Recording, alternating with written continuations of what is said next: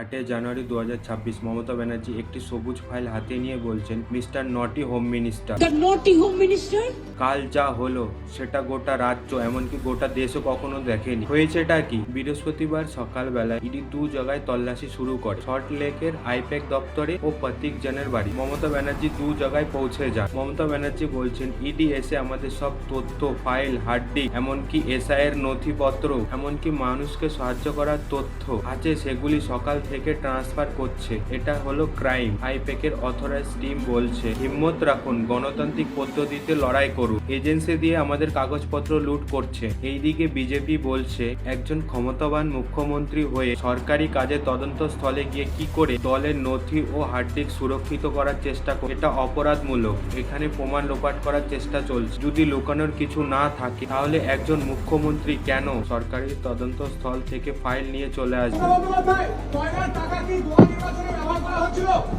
আপনি ভালো বলতে পারবেন, বিজেপিকে জিজ্ঞেস করুন। দাঁড়ান, কয় লাখ টাকা অমিত শাহ ব্যবহার করেছেন, রাজনাথ সিং ব্যবহার করেছেন, জগন্নাথ চট্টোপাধ্যায় ব্যবহার করেছেন, শুভেন্দু অধিকারী ব্যবহার করেছেন।